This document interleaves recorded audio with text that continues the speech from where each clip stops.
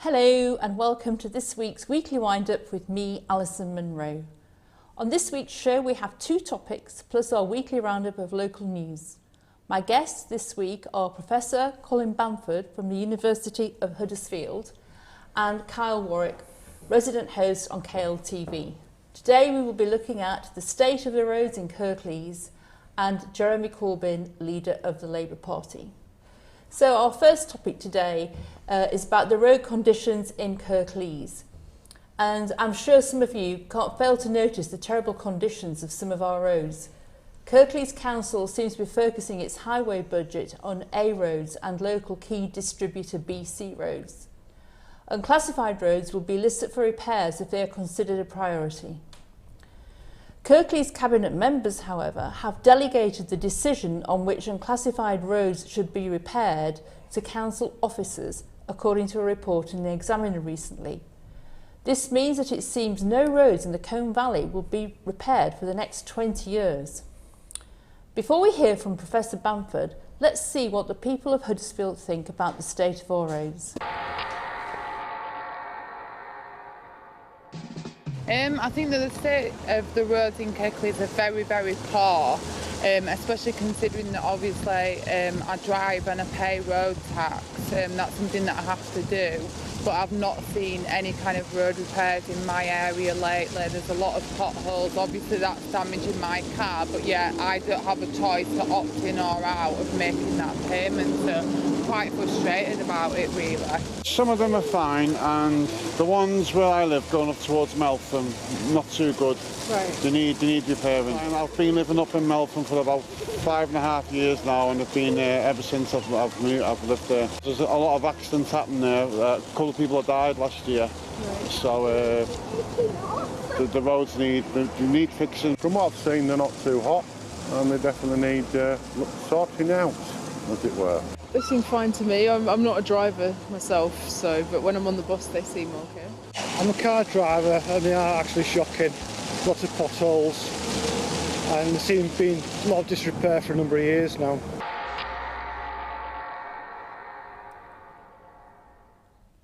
So, Professor Bamford, can I call you Colin? Is that? Yes, you can, Alison. Thank you. Thank you. Just seeing the people being interviewed there, and I think we got, I think the reception was basically that the roads were poor. Do you think Kirklees should review its highway policy? Well, first of all, can I say I think the views of the people who were interviewed is quite typical, and in some respects it's my own view. I'm a motorist, I love driving my car. It really is a nightmare in some respects driving around Kirklees compared to some other parts of the country.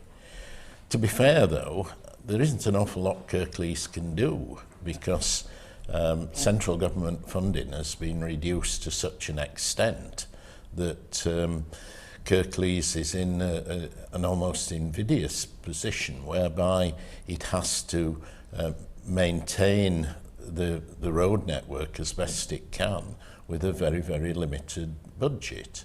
And it's a question in the main of using that budget to repair potholes and to repair the worst affected areas.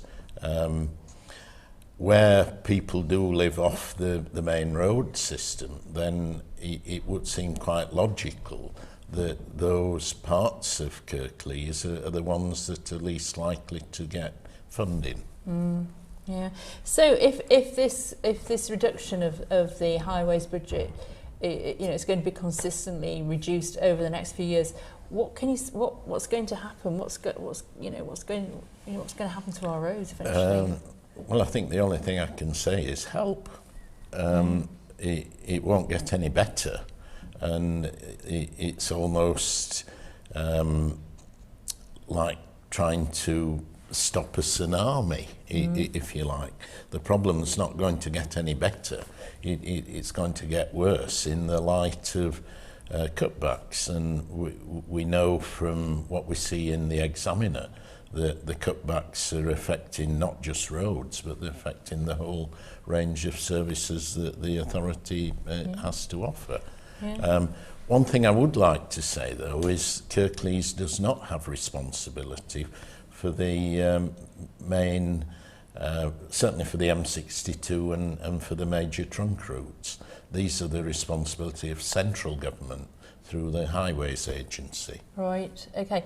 But I say if they continue to give the council a reduced budget, I mean, you know, in terms of, for example, services in terms of delivering goods to supermarkets, that kind of thing. I mean, all that's going to be affected, isn't it, surely, if the roads are in such a poor yes, state? I can't see it getting any better, to be honest, because the funding just is not there.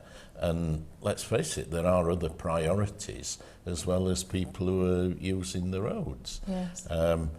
Kirklees Council, in my view quite rightly, has decided that it's going to do its best to fund certain social services, certain care services and so on. Yeah. But there's a limit, and all the evidence really does point to the fact that certainly in the short term it's not going to get any better. Do you think lessons can be learnt from the past in terms of, you know, the plans and the policies that they've had for the roads? Well, hindsight's a wonderful thing, isn't it? It certainly is. That's a difficult one to answer. I mean, I'm an economist, and my view is the system we've got is completely wrong. The first person who was interviewed in St George's Square was talking about all the money that she pays into the pot to use a car. But she's forgetting the fact that the taxation that people pay to use the cars is all part of a huge pot to fund the whole range of government services. It's not just there to go to be hypothecated, as we say, back into the road network. Right, and I don't think a lot of people really know that No, or no, aware they of don't. that. No, in fact, I wasn't. No. Motorists, I think, pay something like 4 times more by way of taxation through fuel and the road service licence than they get back by way of new roads and the maintenance of roads.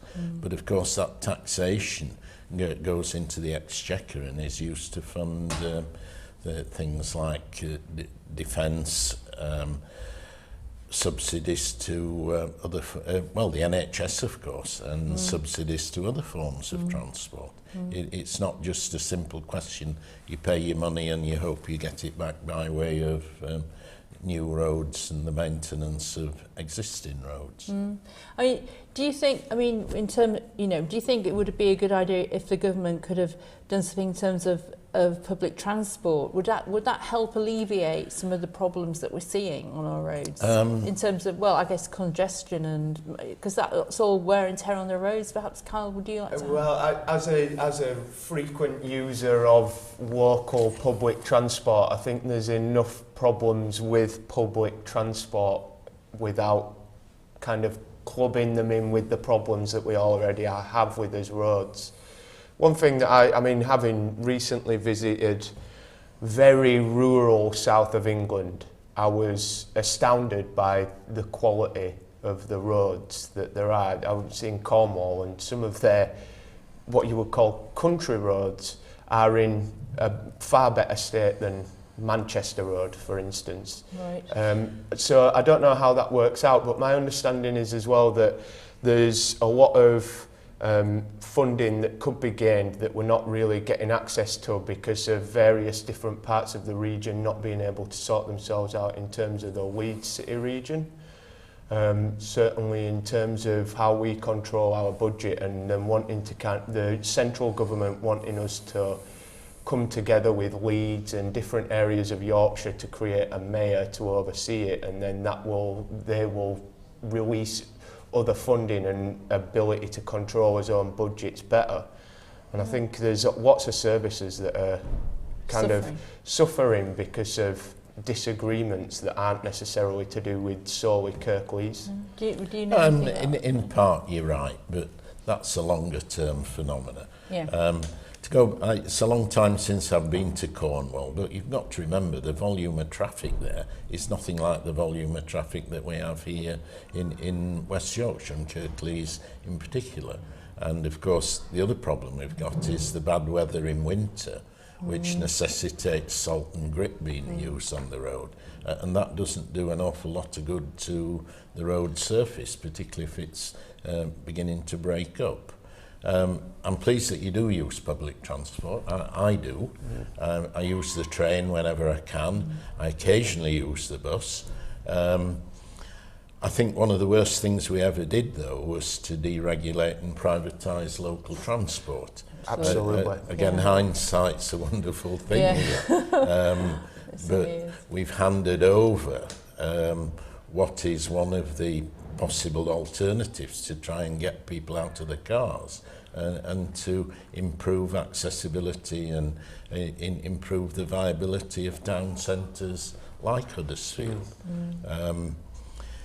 It's a crazy state of affairs in some respects, whereby both local government and central government have very little control over, certainly over bus services. They have a lot more control over the railways through the way in which franchises operate, but they have little or no control over the local transport. Now, I know we're talking about Jeremy Corbyn later, aren't you? Well, he wants to renationalise the railways. Yeah, he does. Yeah. I don't particularly want to comment on that, but I think Ed Miliband also had that in the manifesto, didn't he? I mean, I think you can certainly see the degradation in local public transport since privatisation, and certainly in recent years. I mean, you look at the way that Central London's got themselves new trains on the basis that their trains weren't fit for service, and now the north of England is getting those trains because they've found to be fit for service. So you've got to wonder about how much of that money that was wasted buying new trains when the old trains were perfectly good, how much money of that money could have been spread out as well, you know. It's I think there's a lot to be answered for, and I think as well it's hindsight is a wonderful thing, and if there's one thing that we can learn really, it's that leaving things as they are and not spending on them now will not mean that we can come to it in 20 years' time and those roads be in the same state that they are now. Where if we leave it for 20 years and come back to those roads, we're going to be driving on the Roman cobbles that are underneath the rest of it. Like down the side of the well, building. yes, can I just correct you on the rail thing? Yeah. The rolling stock is not actually owned by First and Northern Rail. It's leased from railway rolling stock companies. Right. And the contract that First has expires, and therefore that rolling stock has been moved to another. It will be moved to another part of the country. So it's not really First's fault, if you like, but it is a sickener, isn't it, that we're going to be getting trains that have been refurbed and are a lot older than the ones that we currently have. Yeah, absolutely. Yeah. Well, with regards, just to pick you up on the when we have bad winters and we're using salt on the roads. I mean, you probably, I'm sure you know, as in Germany, everybody has to buy winter tyres for the cars and they don't put salt on the roads. I mean, do you think? I mean, was that something that you think the council could consider, or I don't know? Well, it isn't so much the council considers; it's individual motorists consider it, isn't it? Yes. And you know, if you have winter tyres, you probably need another set of wheels as well, and then there's the cost of fitting them. I believe with some winter tyres, though, you can use them all year round, but it's not as effective and as efficient as using normal tyres. I think the other issue, though, is that the topography around here, the hilly nature, that doesn't make it easy. Now, you told me earlier you live in Lepton, don't you? Yes, yeah. Well, as soon as there's any snowfall, trying to get up Station Road, or trying to get up to Grange Moor, yes. That's a no-no. And it only needs one car that can't get up there, and it's blocked. You're stuck, aren't you? You are. I mean, something that is a very big bugbear of mine on that is for a country that has such climatic weather in winter, the way that we teach young people to drive and just people in general to drive in snowy and icy conditions is pitiable. I mean, there's nothing specific on a driving test about driving in winter conditions, and yet we have snow on the roads, we have icy roads, and we just, similar to the attitude towards motorways in a way, we just presume that you've passed the test, so now you're going to learn how to drive on the motorway. Well, that's, you know, it's, you know, there's no other area that you could think of, you know, I don't know. It's uncomparable, really. It's the most dangerous kind of condition for driving in. And it's the one we neglect to teach people to drive in. It just seems backwards to me. Yeah. Yeah, that's very true. Anyway, just to move on to just, I think it's just a final question here. Do you think, I mean, it seems to me, and I don't know if this is true, that Kirklees seem to have had a very short-term policy with regard to the roads, and obviously that may be for reasons that you've you know, referred to with in terms of budget. But if my view is, I just wondered what your thoughts on this. A long-term plan for our roads, would that not be a more sensible way to approach policy? Well, there is a long-term plan. The central government has a strategic plan for the road network. Right. And of course, a very important part of that has been the widening of parts of the M62. Yes. And that process is going to continue. It's the same with upgrading parts of the A road system. So there is a national strategic plan in place, no question about that. Right. And but it's a long way from the old 1960s, 1970s of predict and provide. It's a question of using the resources that can be made available to where they're most needed. You could throw 3 or 4 times the amount of money at the problem and still get very, very little relief in terms of congestion. The fact of the matter is, with far too many cars and trucks using the road network in relation to its capacity. I certainly agree with that. Yeah. There's not an awful lot you can do about that until you have a very radical change in how we set about charging and using our road network. Yeah. So you just perhaps pick you up on that you just said about charging. I mean, could you see a future whereby, you know, we do start charging on our local roads for use? Well, if ever I was Secretary of Transport, Secretary of State for Transport, I would introduce that, but I'd be very unpopular. Right. I'd be almost as unpopular as some politicians at present. but logically, that's about the only card we've got left in our hand. But I'm not sure I can ever see it. I was saying to you earlier, the Blair government passed legislation to this effect, but it was really, really unpopular. And Manchester and Edinburgh both had the chance to introduce a localised system, and they rejected it out of hand. Something like 85% of all people who voted said, no, we don't want that, even though there was a significant amount of money for them to put into public transport if they were willing to go down that road. Yes. The legislation's still there, but to be honest, in somewhere like Huddersfield, I can never see it happening. Maybe in Leeds in the future, possibly, but certainly not Huddersfield. The place is too small.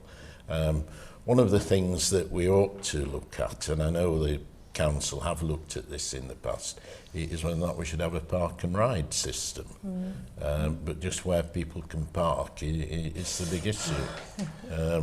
You know, there's not much land on the outskirts of the town centre for that to come about. Yes. But there's all sorts of different scenarios here, and I think what we've shown is that although we're talking about roads, it's not just an issue you can look at in isolation. Absolutely, yeah. No, I'm sure. Anyway, I'm afraid we'll have to wind that conversation up for now. So, but thank you very much. Right, I really thank you. appreciate you coming. It was reported in Huddersfield Examiner on the 14th of September, Selectomatic. David Brown staff and tractor fans gathered to mark iconic vehicle's 50th anniversary. It's more than half a century since David Brown's groundbreaking 770 Selectomatic rolled off the assembly line at the company's Meltham Mills plant. Last weekend, hundreds of people, including dozens of former employees and enthusiasts from Europe, gathered at the Tractors Museum to celebrate the achievement in building the landmark machines, which proved an immediate hit. The 770 was the first to have an easy-to-use Selectomatic hydraulic system and other improved features, and the first one came off the assembly line in January 1965. Peter Murray, secretary of the David Brown Tractor Club, said, "Over the weekend we celebrated the 50-year anniversary of the introduction of brown and white coloured Selectomatic tractors, and on Saturday we had a reunion of David Brown Tractor employees. Around 300 people turned up, including perhaps 50 to 60 David Brown employees. We had 18 tractors in the museum and 60 in the field, and we had 70 in the field on Sunday. It's been a good do, a very successful event." And join us after the break when we will be talking about Jeremy Corbyn, leader of the Labour Party. Remember, the weekly wind-up can be contacted by email at info@kirkleeslocaltv.com or on Twitter at The Weekly Wind-Up and on Facebook. Thank you.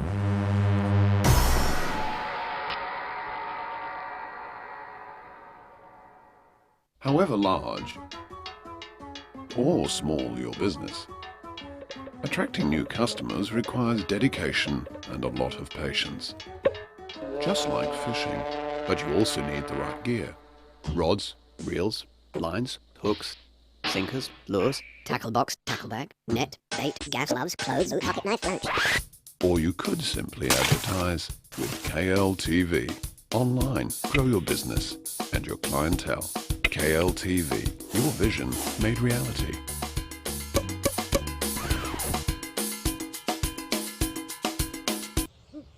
Should have gone to KLTV.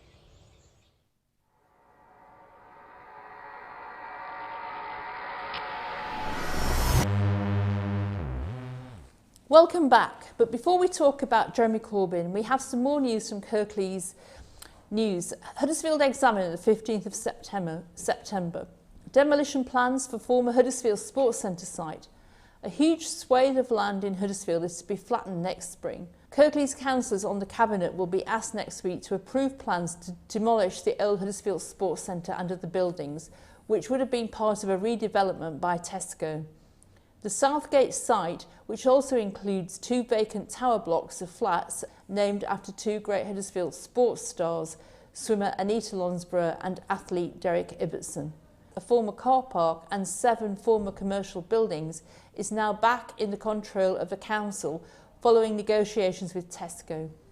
Plans will be put to councillors to demolish all the buildings within the site boundary and prepare the area for future developments. The demolition is not expected to start until next March, but there will be preparatory work on the site before then. Councillor Peter McBride, Cabinet Member for Transportation, Skills, Jobs and Regional Affairs, said officers had taken advice from consultants to ensure that the proposals ultimately led to getting the best value for the site. Now on to our second topic, Jeremy Corbyn. Following last week's election of Jeremy Corbyn to the Labour Party leadership, there have been varying reactions from political figures and the press. Some have reacted with mild trepidation, whilst others have come out with statements bordering on the ridiculous. One statement came from Prime Minister David Cameron, who, following Corbyn's election, tweeted, "The Labour Party is now a threat to our national security, our economic security and your family's security. We went and asked the people of Huddersfield if they felt Labour now represented a risk to national security."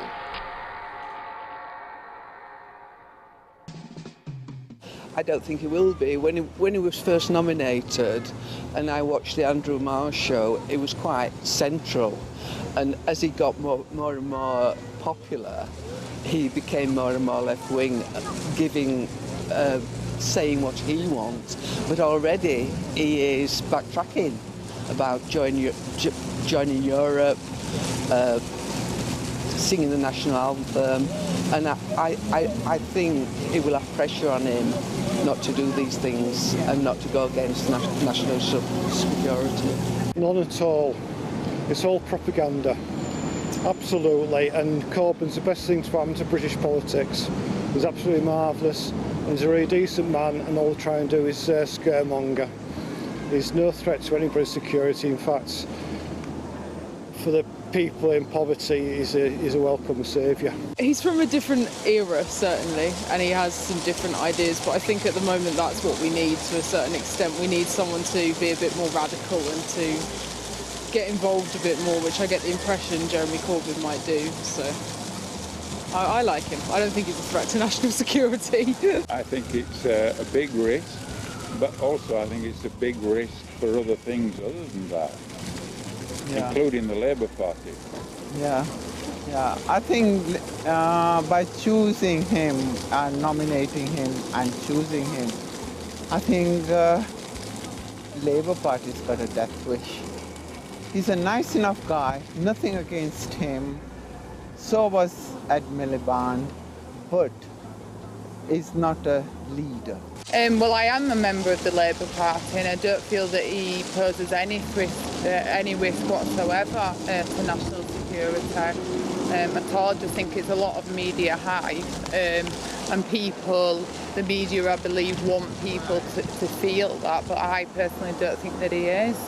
That's a very difficult question to answer because I know very little about Jeremy Corbyn other than some of the hype that you've seen in the media, and I think there's a lot of focus on personality rather than his issues. I'd read somewhere that he wasn't planning to replace the Trident, and I know very little about that, to be honest. I think that's the issue. It's not as if he's anywhere near possibly becoming our Prime Minister in 4 years' time. Maybe, I'd look at that more carefully. No way a risk to national security. It's a risk to Conservatives, it's a risk to establishment, it's a risk to Queen, to Sirs, to Barons, to privileged, to all. And all those people who thought they were middle class and put an X in that ballot should be ashamed of yourself. Think again.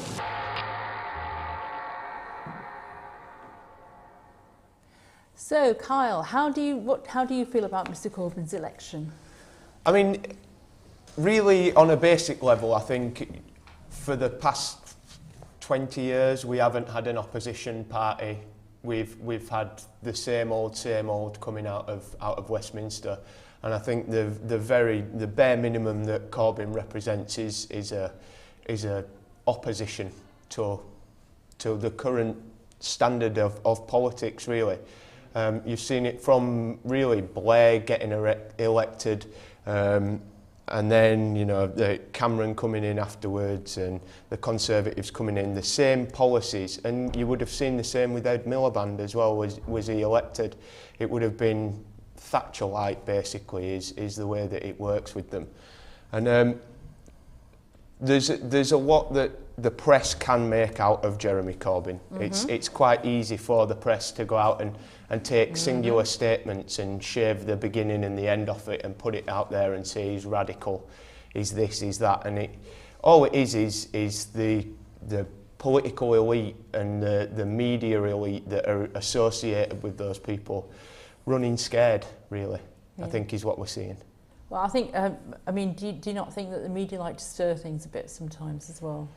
I think definitely. I think for you look at the kind of your Daily Mails and your Expresses and newspapers like this, and they have an agenda, and that agenda is very much deregulation and not just of journalistic bodies, but of government, of financial bodies. A lot of them have interests in those sectors as well.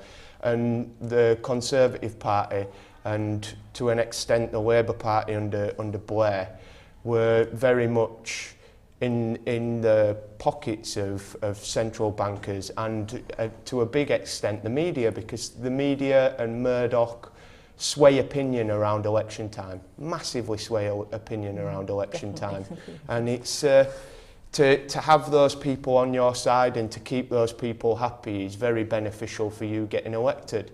And I think you can see some of the comments there, you know, the majority of people understand that these comments coming out from these media outlets are just extremist for a purpose. And the majority of people can see it for what it is, I think. So what do you make of the reactions to Mr Corbyn's election? I mean, do you think they're a risk? Do you think they're now a risk to Labour? Do you think Labour are a risk to national security? I very much agree with the last gentleman. I don't think they represent a risk to national security. I think it's, again, very easy for media outlets and central government, the standardised government that we've had for the past 20 odd years, to say that he represents a threat to national security because he doesn't want to renew Trident. I mean, that does not represent a threat to national security. Do you not think so? Do you not think Russia's do you not still think that Putin and Russia could still be pose a threat to us? To me, I think a system that is basically what Trident is if we find out you fired nuclear missiles at us, we're going to fire nuclear missiles back at you. It's caveman attitude at the end of the day. That's what it is. It's not protecting us.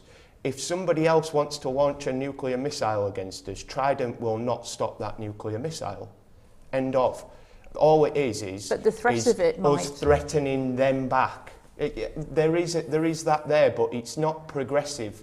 It's not a progressive attitude to say we should keep renewing it. We should keep throwing hundreds of billions of pounds at her.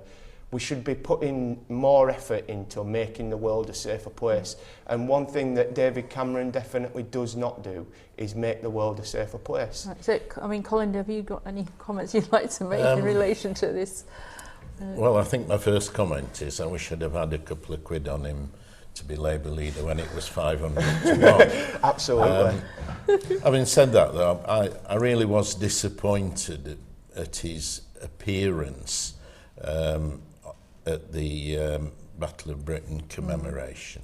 And I really do feel it was a massive own goal, him not singing the national anthem, irrespective of how he might feel about the Queen.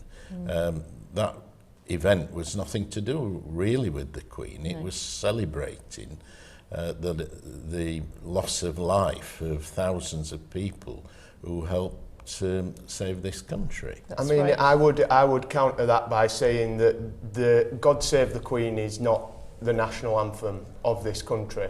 There is no great British national anthem. And Jeremy Corbyn's opposition, it is essentially a song glorifying the royal family, which lots of people that are coming out against this are also look down on people who claim benefits.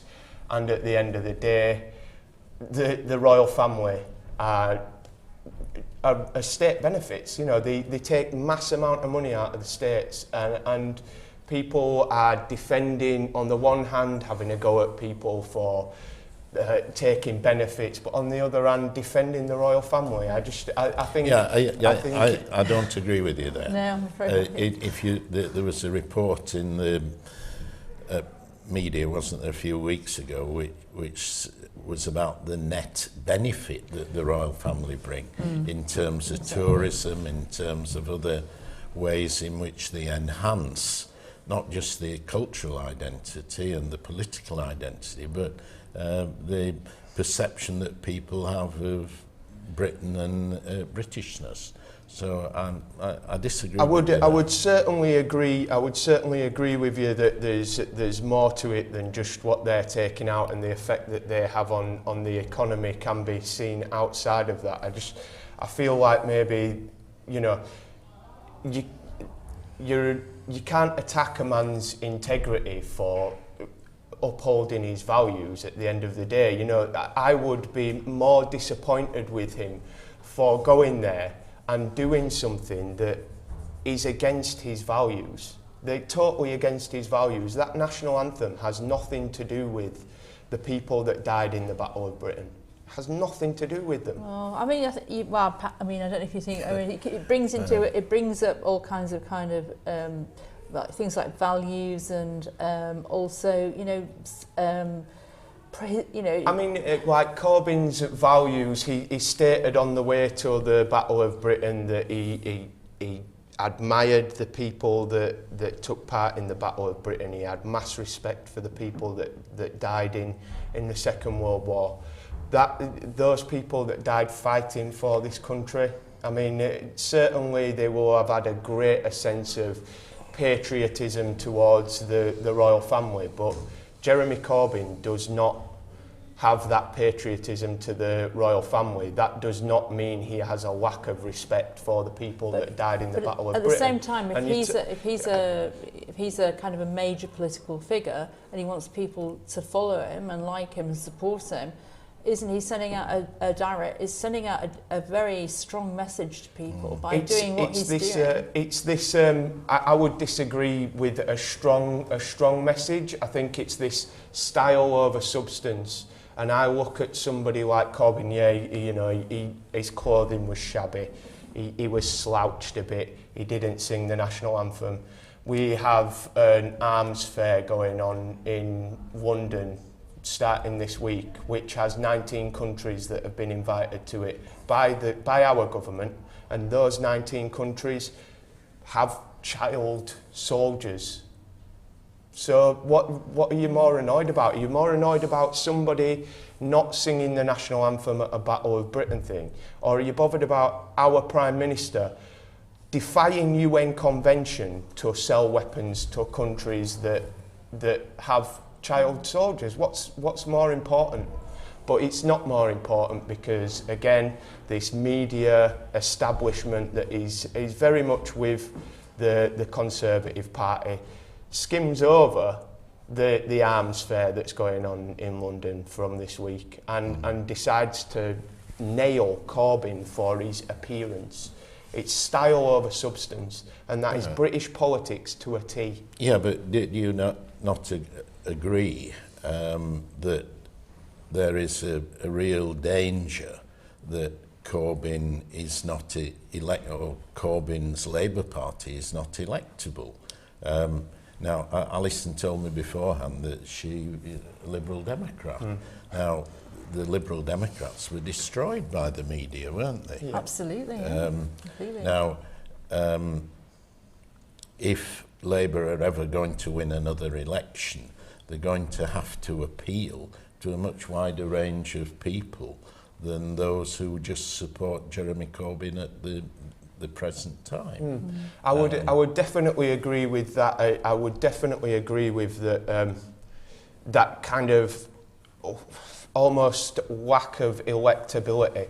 But I would much rather have 5-10 years of somebody talking sense in politics and talking about what is right and wrong, and it may be getting through to more people, and as trying to build a political establishment that is about much more than how somebody appears, or whether they comb their hair properly, or whether they're wearing the right suit, or things like that. Those things, the trifles to me. But that is the perception that many people have of him and the Labour Party.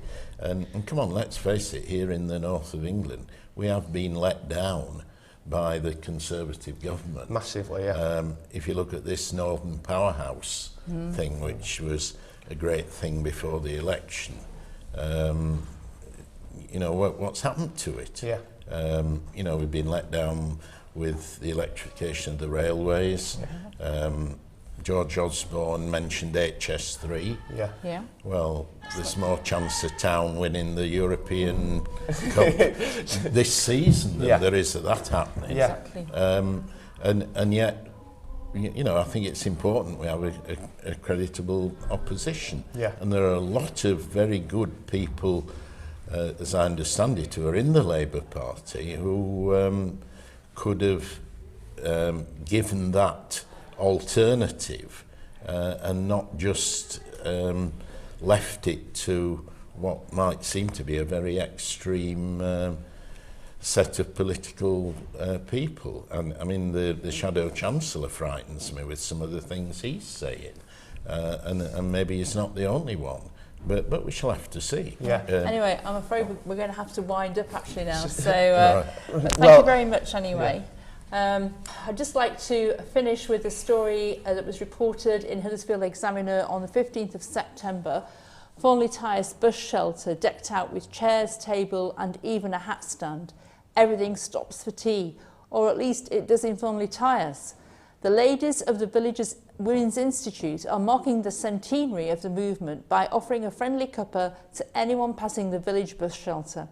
It's a fitting location as the shelter was built decades ago thanks to the sterling efforts of earlier members of the WI. The shelter has been decked out with a coffee table, chairs, bunting and, appropriately enough for the WI, a hat stand. Children from Thornley Tyres C of E First School have also entered into the spirit of the occasion by designing peg dollies to help decorate the shelter. WI members in the village are delighted with the success of the project, which is bringing a smile to villagers' faces. WI member Gillian Swift said, "We wanted to do something to mark the centenary and thought of tea and hats." So that's it from this week's Weekly Wind-Up.